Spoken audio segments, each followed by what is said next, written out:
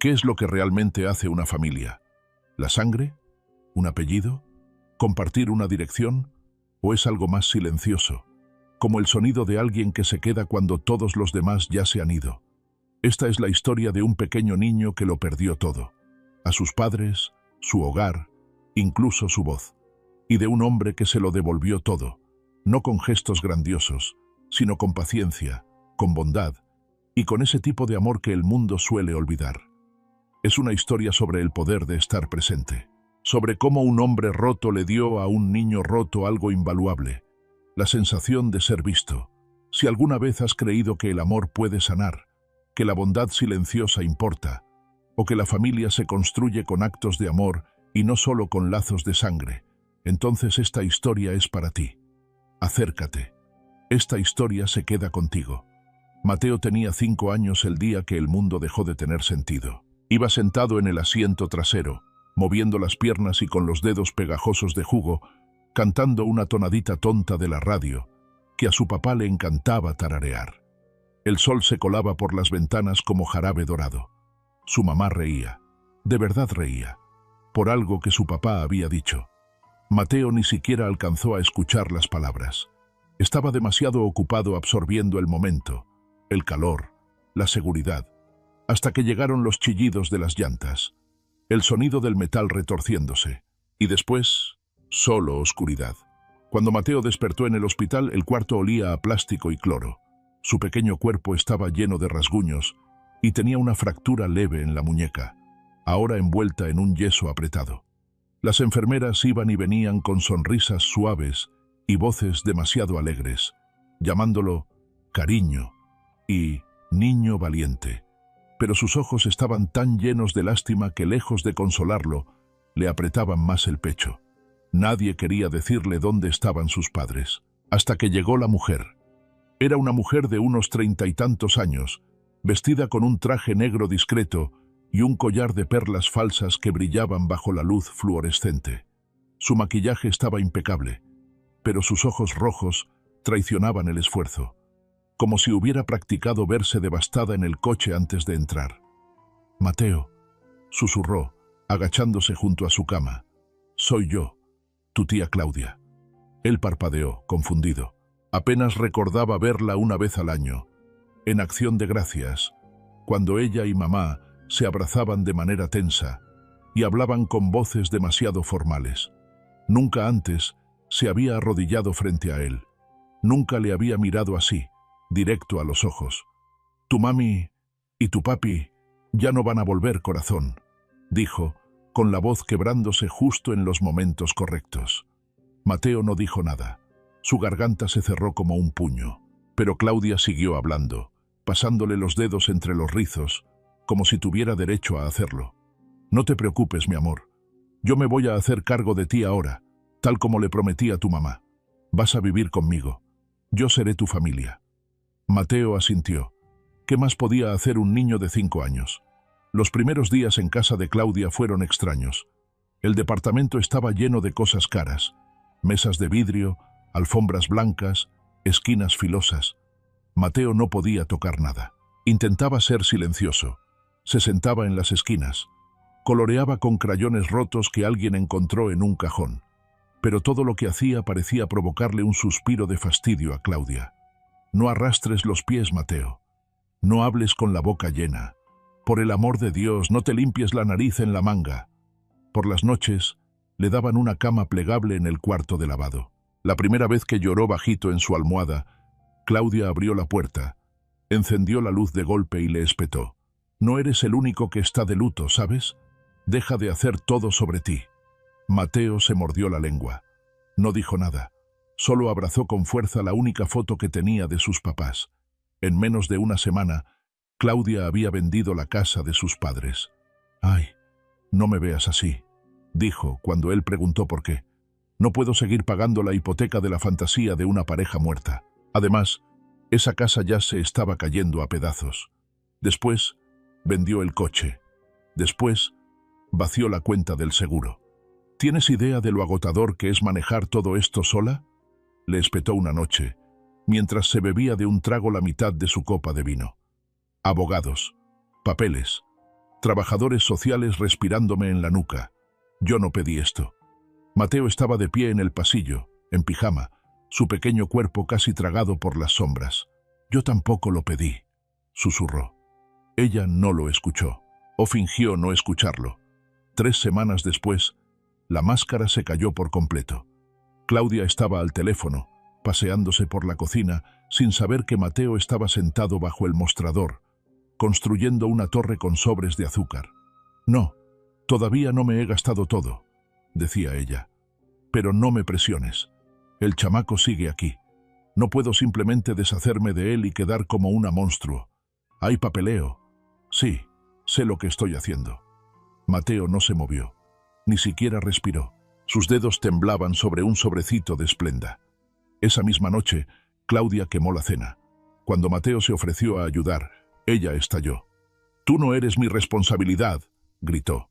«¿Lo entiendes? Yo tenía una vida antes de ti. Ahora son juntas, líos y macarrones todas las malditas noches». Mateo se encogió. «Pero tú dijiste que me cuidarías». Claudia soltó una risa seca y amarga. «Lo dije para obtener la custodia, Mateo. Ya despierta». Y así, de un solo golpe, la poca luz que quedaba en él se apagó. A la mañana siguiente, encontró su mochila empacada. Su ropa estaba metida a la fuerza, arrugada, y su foto de mamá y papá doblada en la esquina. «Vamos a dar una vuelta», dijo Claudia secamente. «¿A dónde?», preguntó él. «A un lugar donde saben manejar situaciones como esta». Condujeron en silencio, sin radio, sin música. Solo el zumbido de las llantas y el aroma demasiado penetrante de su perfume encerrado en el coche. Después de casi 2 horas, se detuvieron frente a un edificio gris, rodeado de cercas de alambre de púas y pasto seco. El letrero al frente decía, «Hogar Juvenil, Meadow Hills». No parecía un hogar. Claudia bajó del coche, sus tacones resonando en el pavimento. No se molestó en abrirle la puerta a Mateo. Él bajó despacio, arrastrando su mochila detrás de él. «¿Es una escuela?», preguntó. Ella rodó los ojos. «Es donde vas a quedarte un tiempo, hasta que las cosas se acomoden». «Pero, ¿después puedo volver a tu casa?». Claudia se agachó, forzando una sonrisa tan falsa que dolía verla. «Escúchame bien, Mateo. Tienes 5 años. No puedes tomar decisiones. Agradece que no te dejé en un hogar de acogida hace 2 semanas». Lo primero que Mateo notó fue el olor. No era solo el hedor agrio de las sábanas sucias o el olor a humedad de las paredes viejas. Era algo peor, algo que se aferraba al aire como el moho en una toalla empapada. El miedo. Estaba en las voces susurradas, en la forma en que los niños evitaban las miradas, en el silencio que seguía a cada paso de un adulto. El hogar juvenil Meadow Hills no era un hogar, era una jaula. En la recepción estaba una mujer de cabello gris acero recogido en un chongo apretado, un broche de perlas en su saco y una sonrisa que no alcanzaba sus ojos. «Verónica Salazar», dijo, extendiendo una mano perfectamente arreglada al trabajador social que acompañaba a Mateo. «Yo dirijo este centro». Mateo, abrazando su mochila, la miró hacia arriba. Ella se agachó un poco, con una voz dulce y lenta, como miel goteando de una cuchara. «Y tú debes ser Mateo. Qué niño tan precioso». Pero sus ojos no miraban su rostro. Escaneaban sus zapatos, su mochila, el estado de su ropa, evaluándolo, no dándole la bienvenida. Mateo logró asentir. Claudia entregó los papeles de manera rápida y fría, sin molestarse en revisarlos. Ni siquiera miró bien a la mujer que los recibía. Simplemente firmó donde le indicaban, empujó la carpeta sobre el escritorio y murmuró, «Todo está ahí». Mateo permanecía junto a ella, abrazando su mochila, los ojos brincando de un adulto a otro. Extendió la mano y rozó la manga de Claudia con sus deditos. «¿Puedes quedarte? Aunque sea un ratito». Claudia se echó hacia atrás como si él la hubiera manchado. «Mateo», dijo con frialdad, «no lo hagas más difícil de lo que ya es». Abrió la boca para suplicarle que no lo dejara ahí, para preguntarle si había hecho algo mal, pero las palabras se atoraron como espinas en su garganta. Sin voltear a verlo, Claudia se dio media vuelta y salió del lugar. Ni siquiera miró hacia atrás. La mujer de la recepción volvió a sonreírle con esa sonrisa ensayada. Estamos tan felices de tenerte aquí, Mateo. Estoy segura de que te vas a adaptar perfectamente. El cuarto número 7 era una caja de concreto, con luces parpadeantes y una ventana rota sellada con cinta gris. Ya había 7 niños amontonados en el espacio, la mayoría de entre 5 y 10 años. Había 2 literas, un catre roto y una esquina con un tapete delgado. «Vas a dormir ahí», dijo un joven empleado, agotado, señalando la esquina. Mateo dejó caer su mochila, abrazó con fuerza su foto y se sentó en el tapete. Se sentía como el piso de un sótano. Nadie le habló esa primera noche. Se despertó a la mañana siguiente con los gritos. «¡Arriba! ¡Todos arriba! ¡Ya vamos tarde!». Era la voz de Verónica, dura y afilada como un latigazo. Había dejado atrás el tono dulce. Ahora era otra persona por completo. Mateo se puso de pie a toda prisa. Un niño más grande, a su lado, le susurró. «Apúrate. Tiende tu cama bien o te hará rehacerla 10 veces». «Pero no tengo cama», dijo Mateo en voz baja. «Entonces deshazla del piso». Antes de poder procesarlo, alguien le empujó un portapapeles contra el pecho. «Hoy vas a ayudar en lavandería C», ladró una mujer mayor llamada Doris. «¿Sabes doblar camisas?». Mateo parpadeó. «Yo tengo 5 años». «Perfecto», dijo ella, sin emoción. «Aprenderás rápido». Desde ese día, la vida de Mateo se volvió una confusión interminable de tareas y castigos. Barría pasillos, fregaba inodoros, enjuagaba charolas de comida, clasificaba ropa donada y cargaba cajas de latas al sótano. No había clases, no había libros, no había aprendizaje. Una vez se atrevió a preguntar si podía ir a la escuela. Verónica, sonriendo frente a unos donadores durante una sesión de fotos, respondió: «Claro que sí, mi amor. La educación es súper importante». Pero en cuanto las cámaras se apagaron, le siseó: «Vas a aprender a trapear un piso antes que a decir el abecedario». La comida se racionaba. La cena solía ser sopa aguada y una rebanada de pan seco. Repetir estaba prohibido. Quejarse significaba castigo en la cocina, o algo peor. Un día, durante el almuerzo, Mateo derramó un poco de agua y una empleada le agarró el brazo bruscamente. «¿Quieres que nos resbalemos y nos partamos el cuello, mocoso?», le gritó. «¡Maldito chamaco!». Lo arrastró del brazo hasta el pasillo y lo obligó a tallar las marcas del piso con un cepillo de dientes. Lo hizo en silencio. Al día siguiente, su cepillo de dientes desapareció. Nadie le dio uno nuevo. Verónica manejaba Meadow Hills como si fuera una fábrica, no un refugio. Las donaciones llegaban cada semana. Cajas de ropa, libros, comida, juguetes, pero los niños casi nunca veían nada de eso. «No toquen las cajas de donaciones», advirtió un empleado. «Están en proceso». En proceso significaba clasificarlas, revenderlas y embolsarse el dinero. Verónica solía organizar cenas de caridad en restaurantes de lujo, pintándose a sí misma como una defensora de la juventud olvidada. Mateo una vez vio una foto en el periódico. Ella dándole la mano al alcalde. Llevaba un saco fucsia y una sonrisa tan grande que le revolvió el estómago. Mateo quería gritar. Los castigos eran rápidos, crueles y siempre públicos. A los niños que se portaban mal, los obligaban a comer solos, mirando hacia la pared. Otros eran encerrados en el cuarto de silencio, un armario de almacenamiento sin ventanas. Los gritos desde dentro eran ignorados. Mateo vio una vez cómo un niño llamado Jamie fue encerrado allí 2 días por haber roto accidentalmente el mango de una escoba.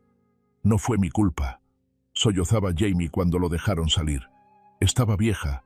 Me dijeron que debí tener más cuidado».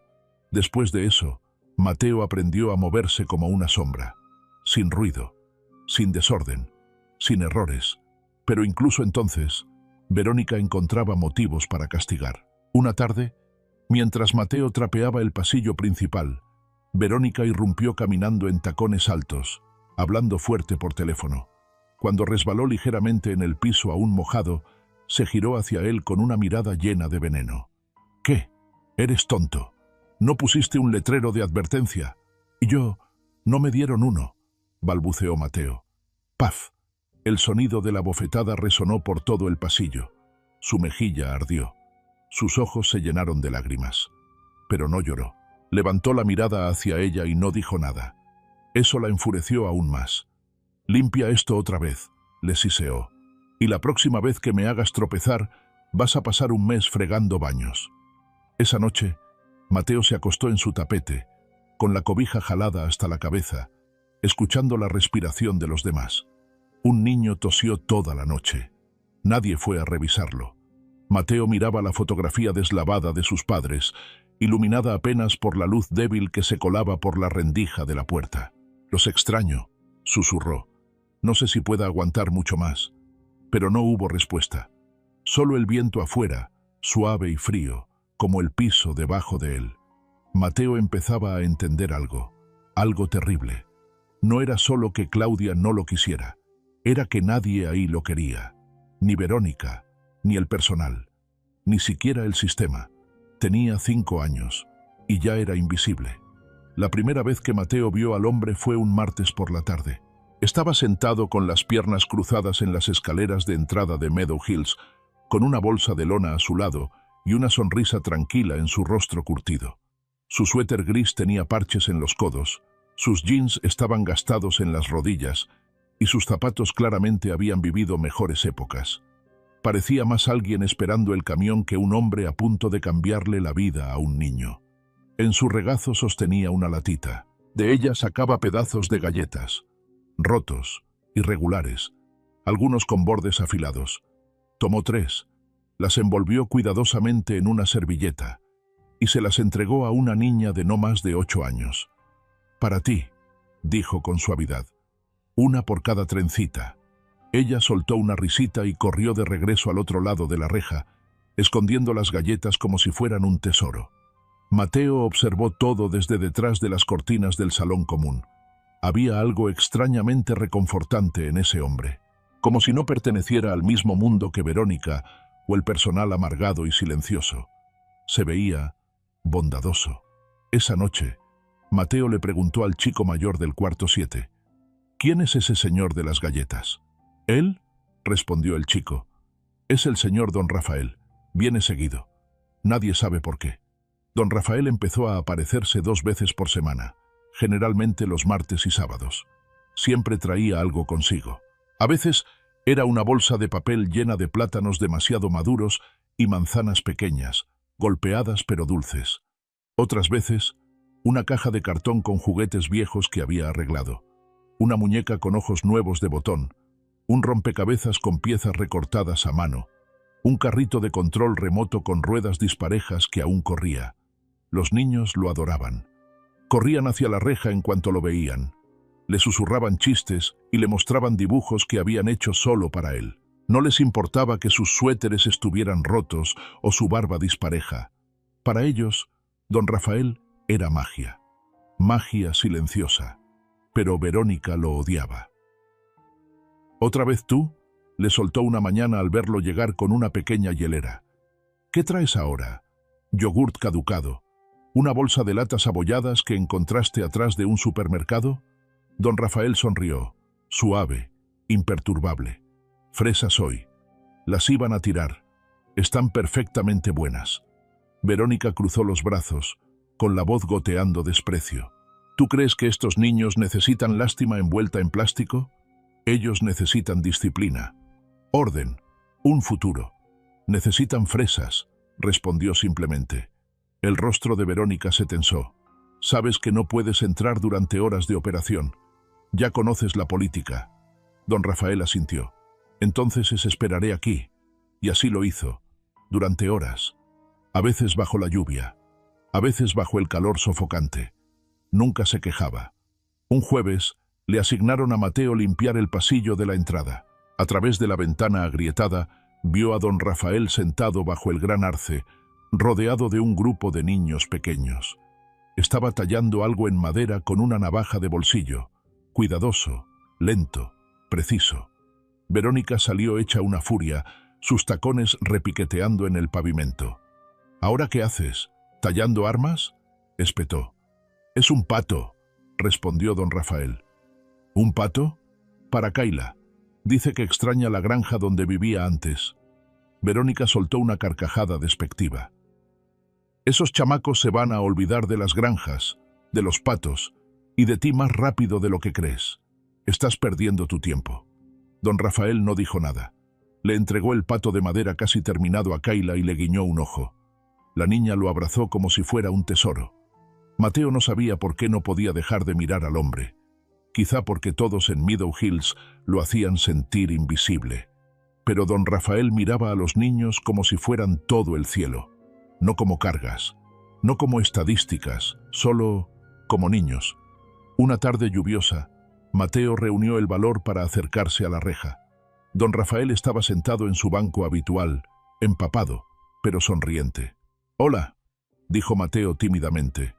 Don Rafael levantó la vista y le sonrió con calidez. «Hola, Peque». Mateo miró la bolsa de lona a su lado. «¿Hoy trajiste galletas?» «Galletas de avena con pasas, un poco hechas polvo», susurró don Rafael. «Pero todavía están buenas». Mateo dudó. «¿Aunque no tenga trencitas?» Don Rafael soltó una risa profunda y sincera que le hizo doler el pecho a Mateo de una forma que no entendía. «Haré una excepción». Le pasó un pequeño paquete envuelto en una servilleta. Mateo lo tomó y se sentó junto a él en el escalón mojado, ignorando la lluvia. «¿Cómo te llamas?», preguntó don Rafael. «Mateo». «Bonito nombre. No hablas mucho, ¿verdad?» Mateo se encogió de hombros. «Hablar aquí no cambia nada». Don Rafael asintió lentamente. «No, supongo que no. Pero a veces, escuchar sí cambia las cosas».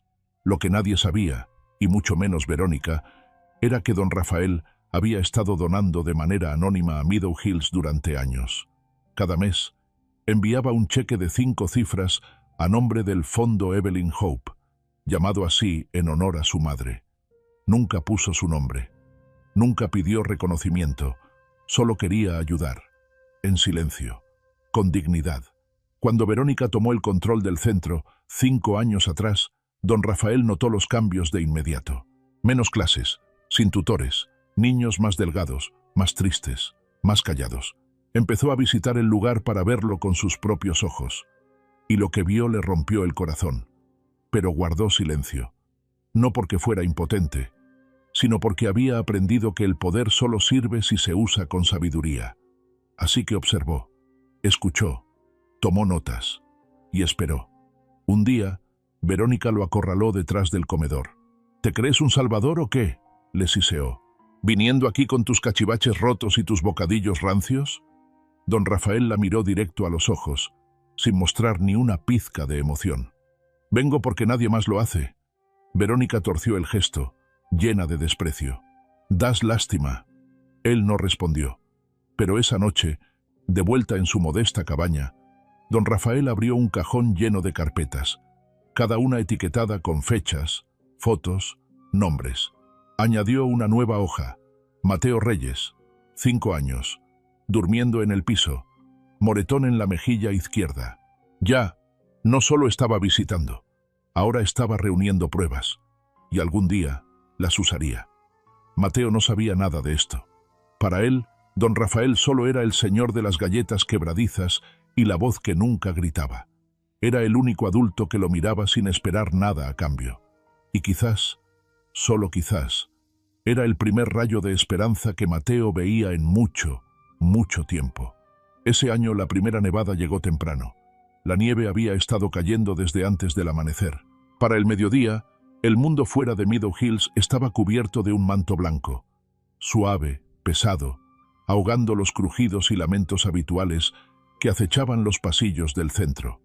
Dentro, sin embargo, el frío había logrado colarse por los marcos podridos de las ventanas y los huecos de las puertas, instalándose en cada rincón como un invasor silencioso. El cuarto 7 se sentía aún más helado que de costumbre. El pequeño calentador junto a la puerta chisporroteaba débilmente, haciendo su mejor esfuerzo, pero Mateo aún podía ver su aliento mientras se acurrucaba bajo la cobija delgada. Sus dedos, rojos y entumecidos, apretaban la foto de sus padres bajo la tela. No había comido mucho ese día. El desayuno fue un atole frío. La comida, un sándwich seco, que no pudo terminar. La cena aún no llegaba. Verónica había estado de mal humor. Alguien rompió un foco en el pasillo y todos estaban siendo castigados por ello. Mateo ya no lloraba, solo esperaba. Desde la ventana empañada del salón común, vio movimiento cerca del patio trasero, justo más allá de la cerca oxidada. Era don Rafael. Estaba agachado, balanceándose con dificultad sobre un banquito inestable, una mano agarrada al borde del edificio para no caer y la otra martillando algo en la parte inferior de la puerta de acceso al sótano. Mateo pegó su rostro al vidrio, su aliento empañando la superficie.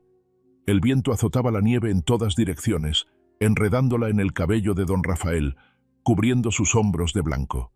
Sus dedos estaban descubiertos, sus nudillos rojos, agrietados por el frío y el esfuerzo. No había personal alrededor, nadie ayudándolo. Nadie le había pedido que arreglara la puerta rota, pero ahí estaba, tapándola de todas maneras, tratando de evitar que el viento helado se colara directo al sótano donde dormían algunos de los niños más pequeños. Mateo bajó la mirada hacia la bufanda que llevaba en el cuello. Era la única que tenía, una bufanda de estambre verde oliva descolorido que había pertenecido a su papá. Era demasiado larga para él, así que siempre la enrollaba 2 veces. Era lo más cálido que poseía. Y ahora mismo, don Rafael parecía más congelado que cualquier otra persona que hubiera visto. Mateo no lo pensó, solo actuó. Se deslizó por el pasillo trasero, cuidando de no hacer ruido que pudiera alertar a Verónica.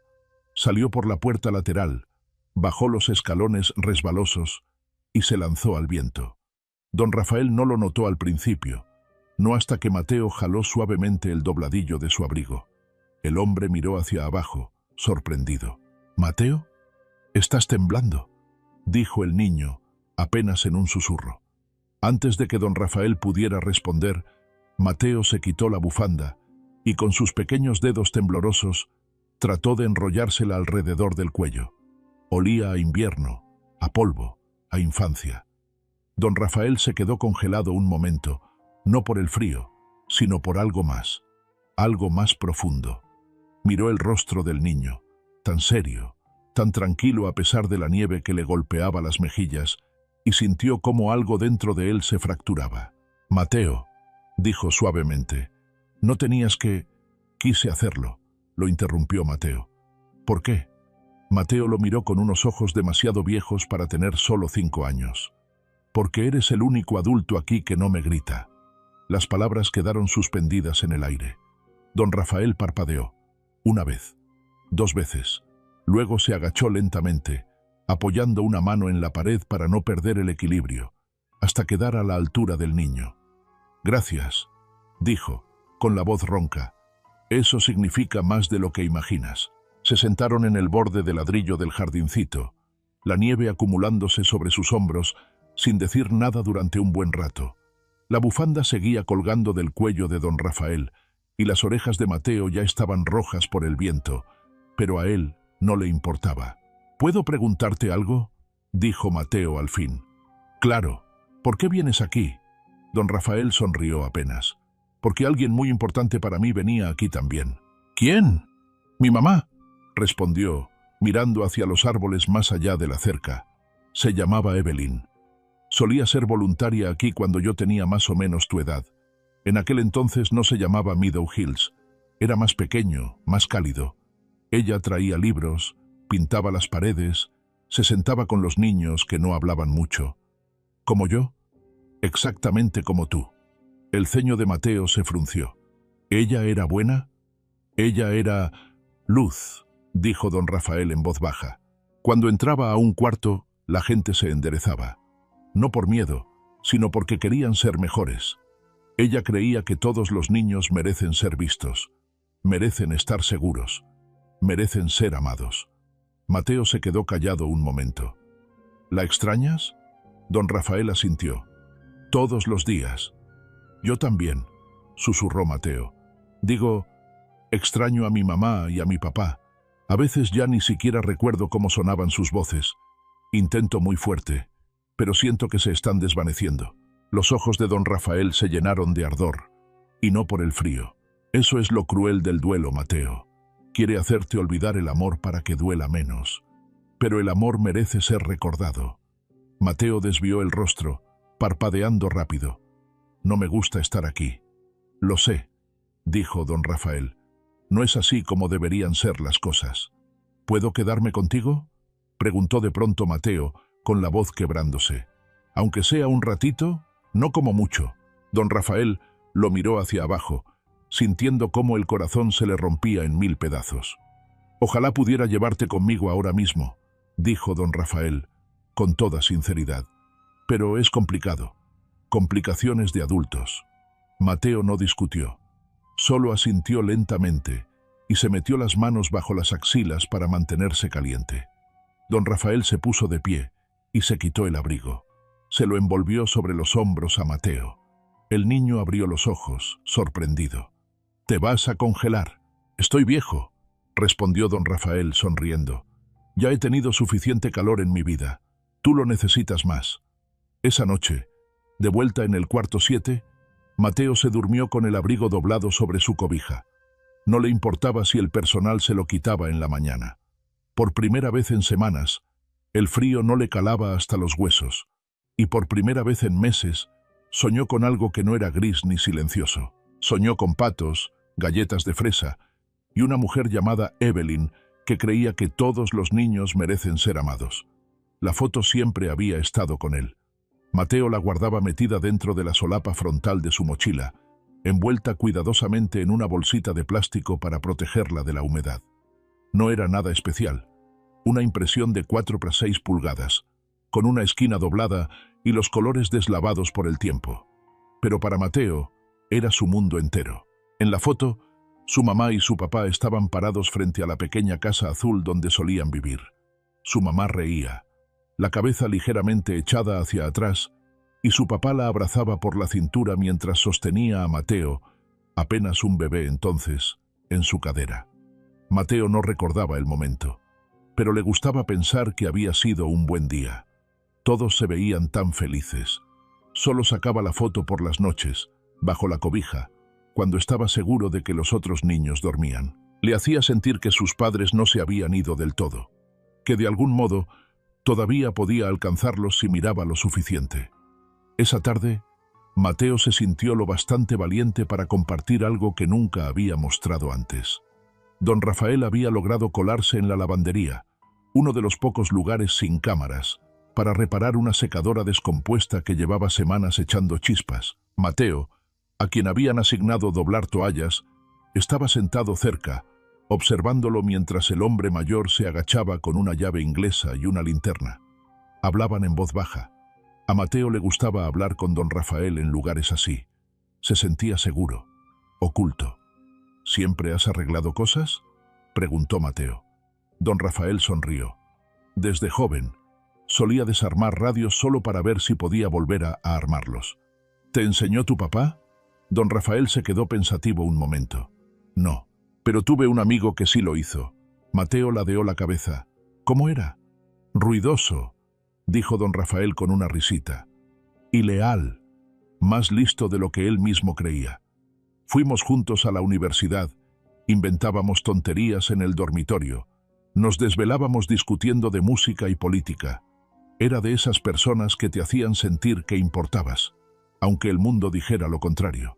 A Mateo le gustaba escuchar sobre personas que hacían que el mundo se sintiera más suave. Mientras don Rafael seguía ajustando los tornillos, Mateo metió la mano en su mochila buscando la foto. Quería enseñarle a don Rafael cómo se veía su papá. Nunca había hecho eso antes, no con nadie. «Tengo una foto», dijo Mateo en voz baja, «de mis papás». Don Rafael se giró, limpiándose las manos con un trapo viejo. «¿En serio?». Mateo sacó la foto de su bolsa de plástico y se la entregó con mucho cuidado, evitando doblar las esquinas. Don Rafael la tomó entre sus manos y se quedó paralizado. Al principio, Mateo pensó que algo estaba mal.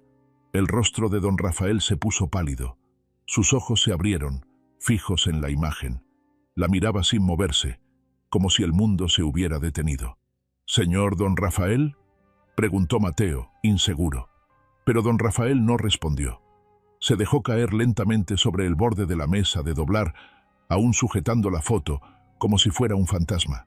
Su voz, cuando finalmente habló, fue apenas un susurro. ¿Ese es tu papá? Mateo asintió. Se llamaba Adam. Adam Reed. Don Rafael cerró los ojos. Un nombre que no había escuchado en casi 15 años, pero imposible de olvidar. Adam Reed, el amigo ruidoso y leal de la sonrisa torcida y las ideas interminables. El compañero de cuarto que reparó su laptop rota con una cuchara y una liga. El padrino de su boda. El que le sostuvo el hombro la noche que su madre murió. Después de la universidad, la vida los había ido separando. La vida se interpuso. Trabajos, mudanzas, llamadas sin contestar. Don Rafael siempre había querido volver a buscarlo. Siempre lo había planeado. Y ahora ya era demasiado tarde. Su mejor amigo se había ido.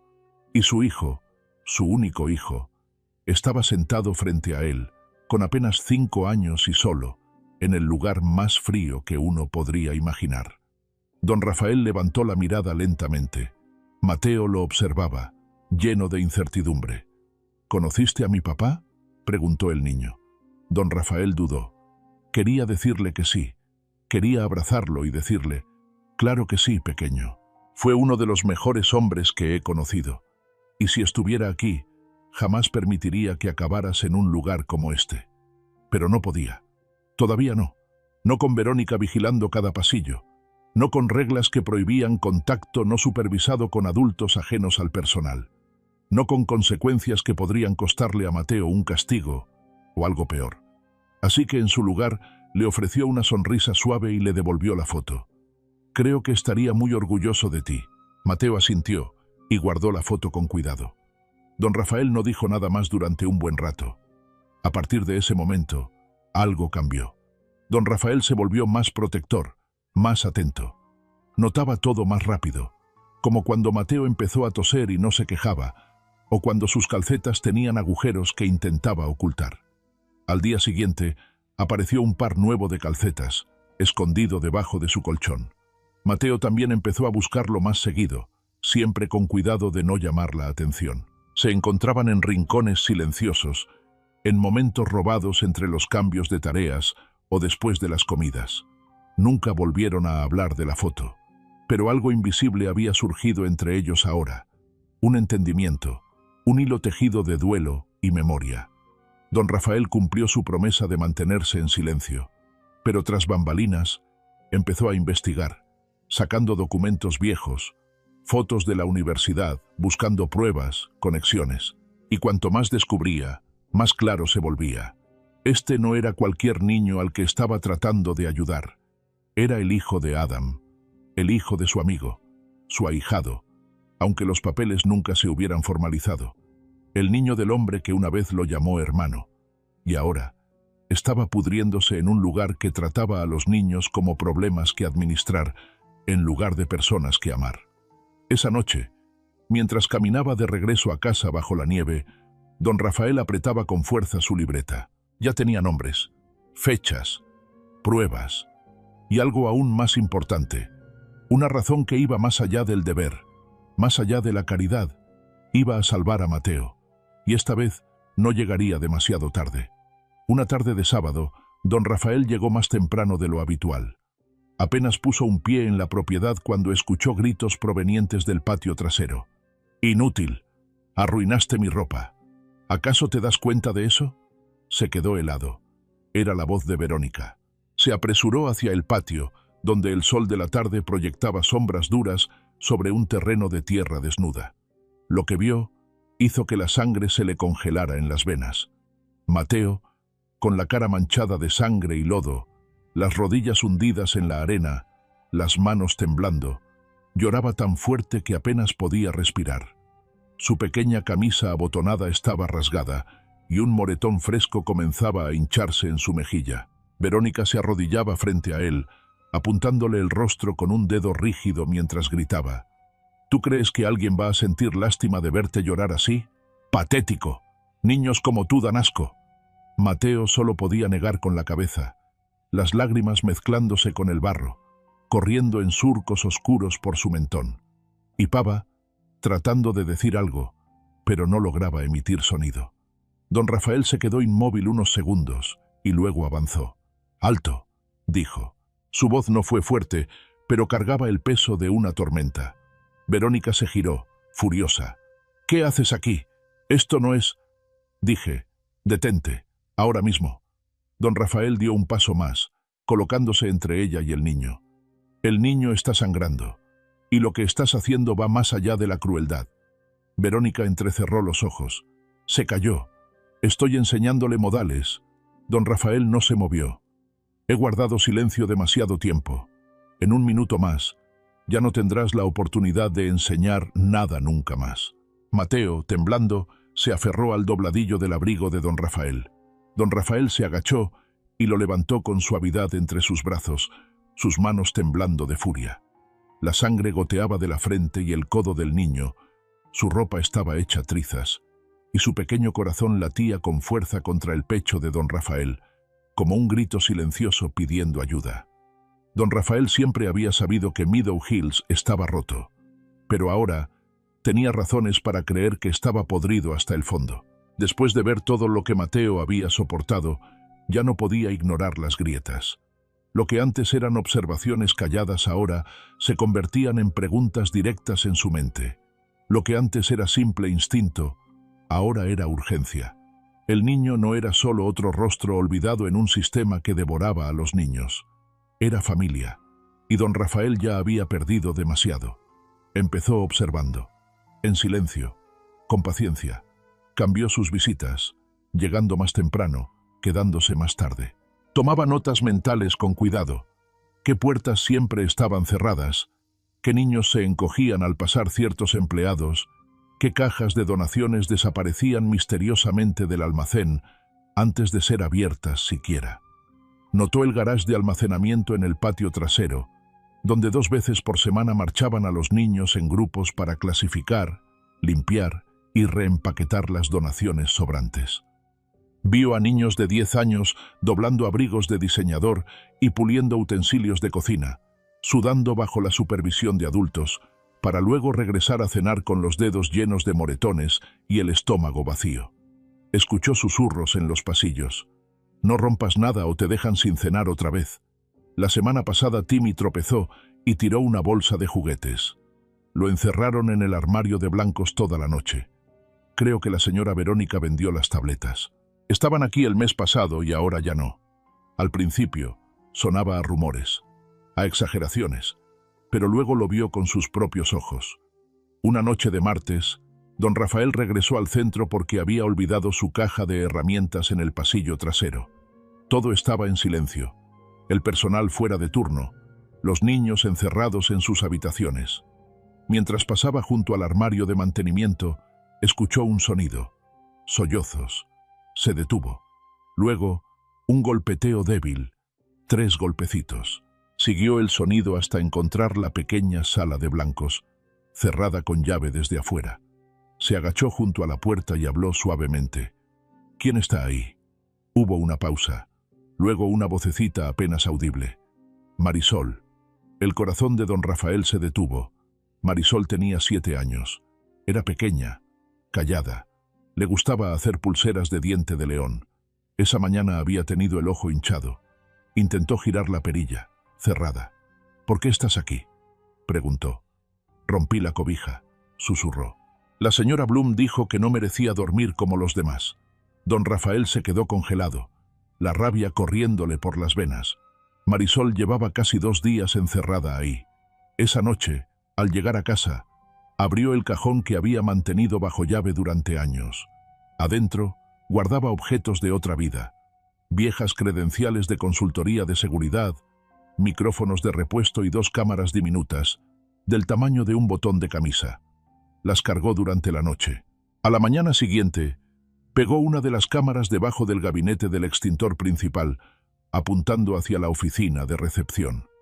La segunda la escondió dentro de un gabinete de suministros cerca de la sala de juegos del sótano, enfocada hacia el pasillo, donde a menudo se escuchaban gritos y arrastraban niños para disciplinarlos. También empezó a llevar un pequeño grabador digital en el bolsillo, envuelto en tela para silenciar los ruidos del exterior. Cada vez que Verónica pasaba dando órdenes o murmurando amenazas, lo grababa todo. No pidió ayuda. No confiaba en nadie más. 2 semanas después de su investigación silenciosa, don Rafael encontró lo que buscaba. Mientras se ofrecía como voluntario para ayudar a reparar el sistema de cómputo del almacén, lo dejaron solo en la oficina administrativa durante 20 minutos. Ya había observado días antes el código de la cerradura reflejado en un espejo. Abrió el archivo de registros. Los números no cuadraban. Recibos de programas educativos de empresas que no existían. Facturas de tutorías que nunca se llevaron a cabo. Registros de inventario mostrando 30 nuevas cobijas distribuidas a los niños, cuando en realidad, niños como Marisol seguían durmiendo sobre tapetes rotos. Don Rafael fotografió cada página con su viejo celular. Esa misma noche, cruzó los nombres. Algunas empresas habían desaparecido hacía años. Otras eran compañías fantasma ligadas al apellido de soltera de Verónica. Estaba lavando dinero, robándole a los mismos niños que exhibía frente a los donadores, con sonrisas falsas y discursos ensayados. Pero lo que verdaderamente lo quebró no fue el fraude, fue el video. Una noche, revisando las grabaciones en su laptop, lo vio. Verónica jalando del brazo a un niño tan fuerte que el pequeño cayó al suelo. Cuando el niño gritó, ella lo abofeteó, no una, sino 2 veces, y le siseó. Llora otra vez, y te aseguro que vas a dormir afuera. El niño no tenía más de 6 años. Don Rafael pausó el video, retrocedió, lo vio de nuevo. Luego se quedó en silencio casi 1 hora, sus nudillos blancos alrededor de su taza de café. Se acabó el esperar. Se acabaron las notas. Era hora de actuar. Al día siguiente, envió copias anónimas de los videos y los registros financieros a 2 lugares, a un amigo en el periódico local que le debía un favor, y a una abogada de una organización de defensa infantil, conocida por derribar instituciones enteras. Pero no se detuvo ahí. Siguió recopilando pruebas. Quería tener tanta evidencia que ningún pretexto, ningún discurso, ninguna disculpa pública pudiera enterrarla. Mientras tanto, seguía visitando a Mateo, pero con más cuidado. Seguían encontrándose en rincones tranquilos, compartiendo palabras suaves mientras partían manzanas golpeadas o galletas rotas. Don Rafael nunca le mostró lo que había descubierto. No quería asustarlo, pero Mateo parecía presentir que algo había cambiado. «Te ves cansado», le dijo una tarde. Don Rafael sonrió.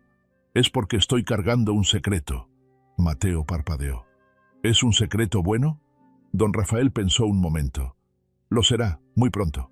Así, bajo la nieve y el silencio de Meadow Hills, crecía una resistencia silenciosa, no con protestas, no con fuego, sino con cámaras, con evidencia, con la verdad. Verónica Salazar había construido su imperio sobre una mentira. Don Rafael estaba a punto de derribarlo hasta sus cimientos, con hechos, no con furia. Y esta vez, los niños serían escuchados. La tormenta llegó de golpe. Nubes gruesas rodaban sobre las colinas como un ejército, rayos rompiendo el cielo como disparos de advertencia. Para la tarde, la lluvia azotaba el techo de Meadow Hills en cascadas, inundando el estacionamiento y corriendo por las ventanas en senderos irregulares. Adentro, los niños estaban inquietos. La lluvia siempre los ponía nerviosos. Ahogaba los sonidos de los pasos. Hacía más difícil predecir dónde aparecería Verónica. A Mateo le habían asignado clasificar una caja de libros donados en el vestíbulo. Eran viejos, polvorientos y pesados. Los apilaba con cuidado, como siempre hacía. Se había vuelto muy bueno para moverse en silencio, con precisión. Pero sus brazos eran pequeños y la caja era más alta que él. Mientras giraba, la pila de arriba tambaleó. Antes de que pudiera detenerla, los libros cayeron al suelo con un estruendoso golpe. Verónica apareció casi de inmediato, como invocada por el sonido. «¿Qué hiciste?», siseó, avanzando hacia él. «Y yo no quise, solo estaba...» ¡Paf! El golpe resonó contra las paredes. Mateo retrocedió tambaleándose, la mejilla ardiéndole, el sabor a metal subiéndole a la boca.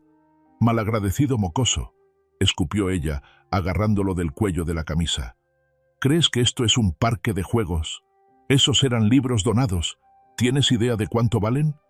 Los voy a recoger, susurró Mateo, con los ojos abiertos de shock. Pero ella no se lo permitió. En lugar de eso, lo arrastró por el pasillo. Pasaron la cafetería, los dormitorios, hasta llegar al ala más alejada de los almacenes. Las luces parpadeaban por culpa de la tormenta, proyectando sombras torcidas. Se detuvo frente a una puerta metálica oxidada. «Esto es lo que pasa cuando te comportas como un animal», dijo. Antes de que Mateo pudiera responder, lo empujó adentro.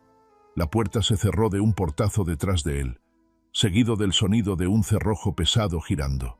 Todo era oscuridad total. El aire estaba frío y olía a humedad y químicos viejos. Las paredes eran de concreto, y lo único en el interior era un balde roto y unas cuantas cajas apiladas. No había ventana, no había luz, no había comida, no había agua, no había nadie. Mateo se sentó en la oscuridad, abrazando sus rodillas contra el pecho. Su piel ardía donde ella lo había abofeteado. Sus manos temblaban. No estaba seguro de cuánto tiempo había pasado allí. Quizá minutos, quizá horas. La tormenta afuera rugía más fuerte que sus pensamientos. En otro lugar, al otro lado de la ciudad, don Rafael estaba estacionando en su cochera cuando se dio cuenta de que algo le faltaba. Su libreta, la que tenía todo: fechas, horas, nombres, registros de video. No estaba en el asiento del pasajero, tampoco en la parte trasera. El pánico le subió al pecho mientras repasaba mentalmente sus últimos pasos. El almacén. Debió haberla dejado sobre la mesa mientras ayudaba a reparar la regleta de corriente. Sin pensarlo dos veces, dio la vuelta con el coche. Eran casi las 9 de la noche cuando don Rafael volvió al estacionamiento oscuro de Meadow Hills.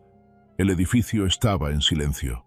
Todas las luces interiores estaban apagadas, salvo el tenue resplandor anaranjado de las señales de salida de emergencia parpadeando débilmente a través de las ventanas empapadas de lluvia. Al bajarse del coche, vio movimiento, una sombra cerca del seto lateral. «Señor don Rafael», susurró una voz. Se giró. Era Emilio, un niño larguirucho de 11 años con ojos nerviosos. Había hablado con don Rafael un par de veces, casi siempre sobre juguetes rotos o suelas despegadas de los zapatos. «¿Qué haces aquí afuera?», preguntó don Rafael. «Lo vi regresar.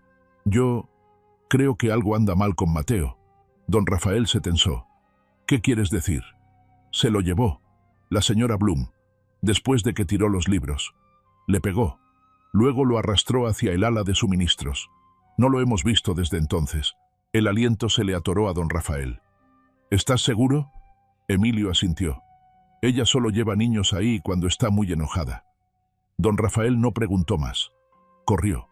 El pasillo de almacenamiento estaba helado. Los truenos retumbaban sobre sus cabezas, haciendo vibrar los ductos de ventilación. El olor a moho era más fuerte allí, ácido y agrio. Revisó las puertas, una por una. La mayoría estaba abierta, mostrando solo suministros de limpieza y sillas plegables apiladas, hasta que llegó a la puerta metálica al final, cerrada con llave. Se acercó, contuvo la respiración, y entonces lo escuchó. Un sollozo suave, roto. «¿Mateo?». «Nada». «Mateo, soy yo». «Don Rafael, ¿estás ahí?». Hubo una pausa. Luego, un susurro ahogado. «Frío». El corazón de don Rafael explotó en su pecho. Agarró la perilla y jaló con fuerza. No se movió. «Aguanta, pequeño», dijo en voz alta, retrocediendo. «Voy a sacarte». Escaneó el pasillo, agarró un palo de escoba colgado en la pared y lo metió en la cerradura. La madera crujió, pero no cedió. Segundo intento. Le dio una patada al mango. Saltaron chispas. La cerradura se rompió. Tiró de la puerta, que se abrió con un chirrido de metal oxidado, y lo que vio adentro casi lo hizo caer de rodillas. Mateo estaba acurrucado en la esquina más alejada del cuarto, con las rodillas pegadas al pecho, los labios morados. Su rostro estaba húmedo, quizá por lágrimas, quizá por el frío. Sus brazos temblaban incontrolablemente. Don Rafael corrió hacia él, se quitó el abrigo y envolvió al niño con cuidado. «Dios mío», murmuró, «estás congelándote. Ya te tengo. Ya estás a salvo». Mateo apenas se movía, pero cuando don Rafael le tocó la cara, el niño se estremeció. «Ya no más gritos», susurró. «No estoy gritando», dijo don Rafael, la voz quebrándose. «Nunca te gritaría». Lo alzó en sus brazos, protegiéndolo de la tormenta, y lo llevó por el pasillo, cada paso retumbando como el latido furioso de un corazón. Cuando llegó a la oficina principal, don Rafael temblaba, pero no de frío, de furia. Pateó la puerta y gritó al vestíbulo vacío: «¡Que alguien llame al 911! Las sirenas llegaron antes de que la lluvia cesara. Cuando la primera patrulla entró en el lodoso estacionamiento de Meadow Hills, don Rafael estaba de pie en la entrada, empapado hasta los huesos, sosteniendo a Mateo en sus brazos. El niño estaba envuelto en mantas que por fin la enfermera nocturna había traído, su cuerpo aún temblando de frío y miedo. El rostro de don Rafael estaba tenso de rabia, la mandíbula apretada, cada músculo de su espalda ardiendo de adrenalina. «Este centro está maltratando niños», dijo antes siquiera de que el oficial pudiera hacer una pregunta. «Y tengo pruebas». En la sala de emergencias, mientras Mateo era tratado por hipotermia leve y moretones, don Rafael hizo llamadas, docenas de ellas. Primero a su amigo el detective Ward, ahora parte de la Unidad de Protección Infantil de la ciudad. Después llamó a Janice Liu, la abogada de derechos civiles reconocida en todo el estado por desmantelar casos de corrupción en el sistema de acogida. Y finalmente, al Oak Bridge Sentinel, el periódico local al que don Rafael había donado discretamente cuando estuvo al borde de la bancarrota. Le debían un favor. Ahora era el momento de cobrarlo. Para la mañana siguiente, las pruebas que don Rafael había pasado meses recopilando, videos, grabaciones de audio, registros financieros fraudulentos, habían sido duplicadas y enviadas a todas las autoridades pertinentes. En menos de 24 horas, Meadow Hills dejó de ser un lugar de silencio. El Oak Bridge Sentinel sacó una portada en letras negras y gruesas. «Horror a puerta cerrada. Acusan a Meadow Hills de abuso infantil y fraude». La noticia explotó. Fotos de niños con moretones, testimonios de ex empleados, capturas de grabaciones de seguridad. Un video mostraba a Verónica arrastrando a un niño llorando por el pasillo. Otro mostraba cajas etiquetadas para donación, siendo cargadas en una camioneta privada registrada a nombre de su primo. Después, salieron a la luz los registros financieros, cientos de miles de dólares donados por iglesias, ONGs e incluso la colecta navideña anual del alcalde, desviados a programas inexistentes y empresas fantasma. El expediente de don Rafael tenía todo: declaraciones de impuestos, recibos falsificados, registros de inventario alterados, transacciones bancarias a nombre de Verónica. La indignación pública fue inmediata. En menos de 72 horas, Verónica Salazar fue arrestada afuera del gimnasio de su club campestre, aún con los tenis y la sudadera puesta.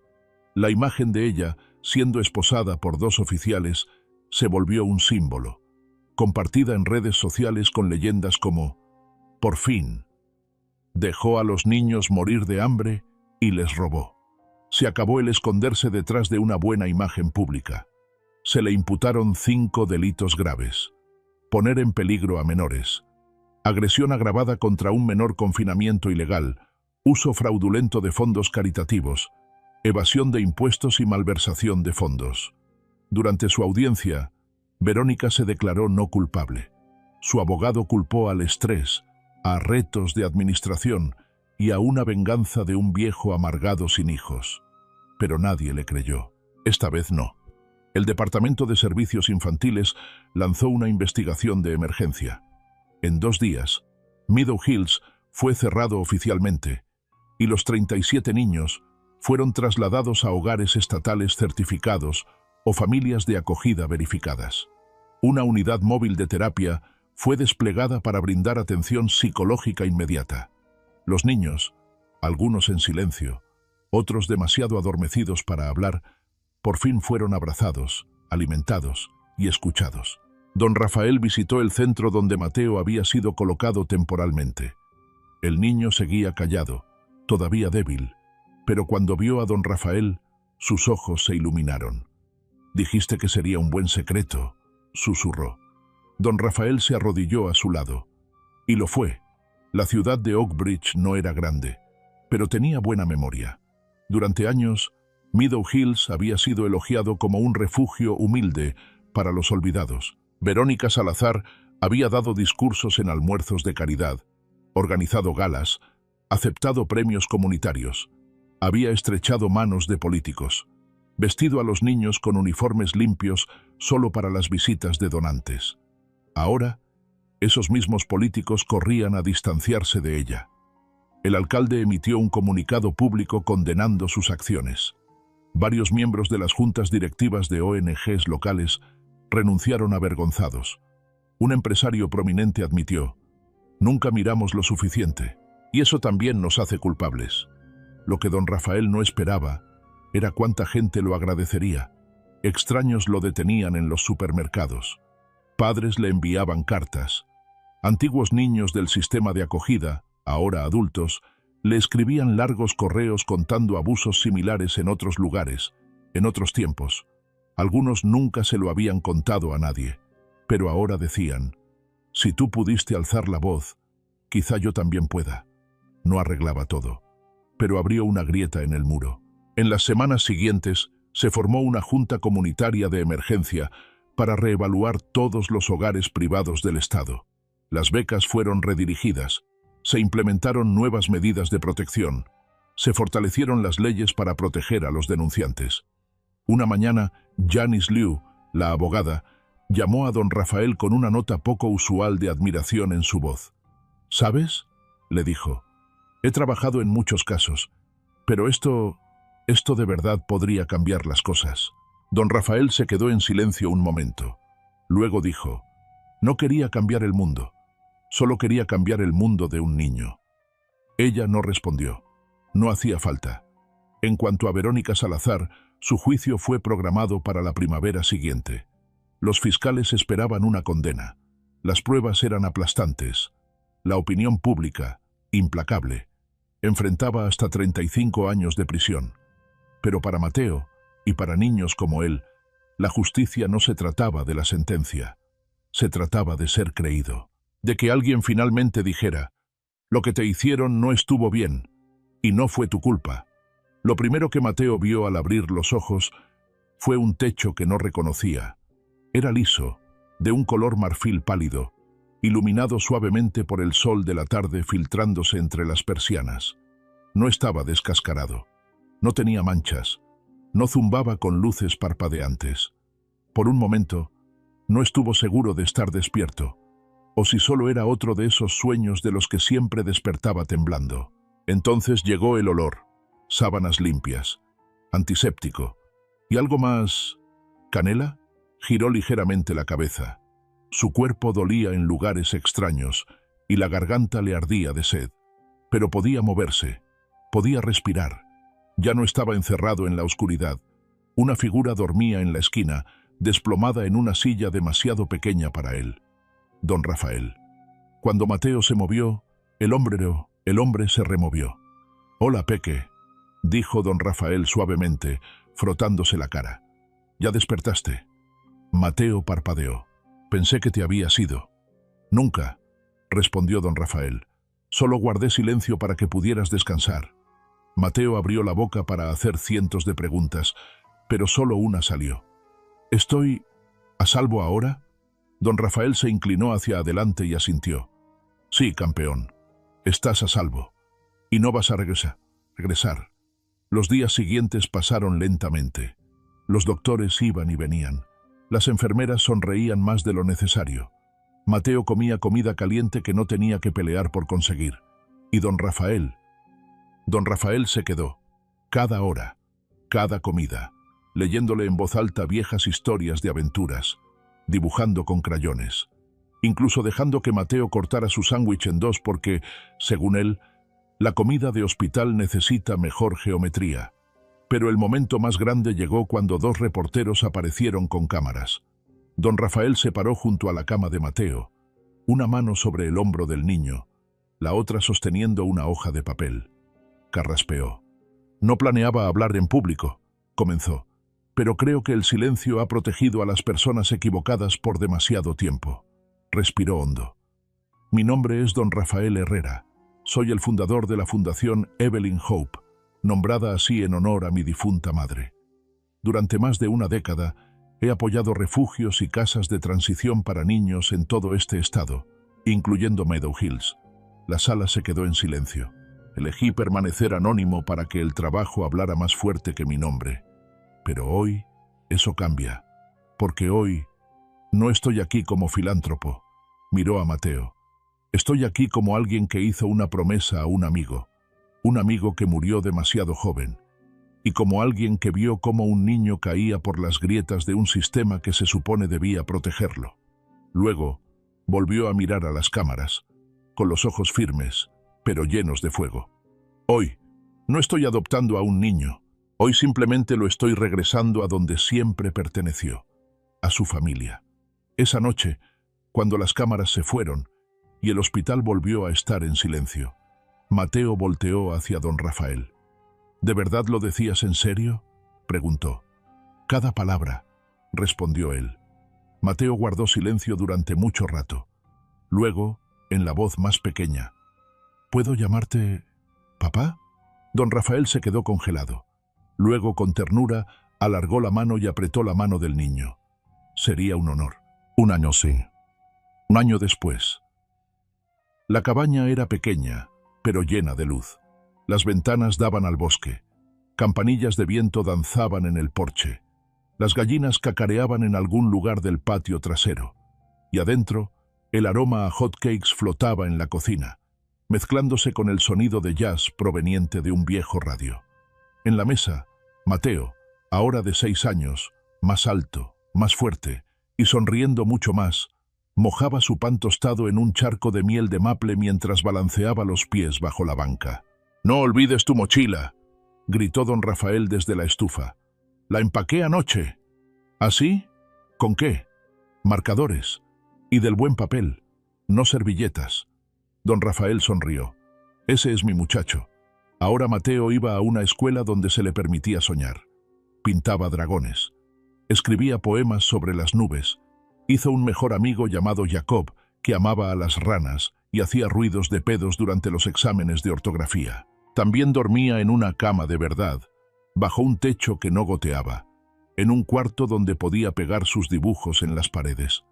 A veces todavía tenía pesadillas, pero ahora, cuando despertaba llorando, siempre había alguien que lo abrazaba hasta que volvía a dormir. Ese verano, don Rafael reabrió Meadow Hills, pero ya no era Meadow Hills. Cambió todo: el nombre, el personal, la misión. Ahora simplemente se llamaba Happy, un lugar con aulas de verdad, jardines que los niños ayudaban a sembrar, comidas calientes, almohadas suaves, terapia artística, estanterías llenas de libros, y una regla: que cada niño debía ser saludado por su nombre, y ninguna puerta tendría cerradura, a menos que fuera necesario. Cada niño podía elegir el color de su cobija. Cada pasillo estaba decorado con dibujos, y en la pared más grande de todas, en la sala principal, colgaba un cuadro enmarcado, desordenado, hermoso, lleno de emoción. Era de Mateo, una escena en acuarela. Un niño pequeño, frágil pero firme, de pie bajo la lluvia. A su lado, un anciano de espalda encorvada y ojos bondadosos, sosteniendo un paraguas sobre ambos. La mano del niño se extendía hacia arriba, y la del hombre bajaba para alcanzarlo.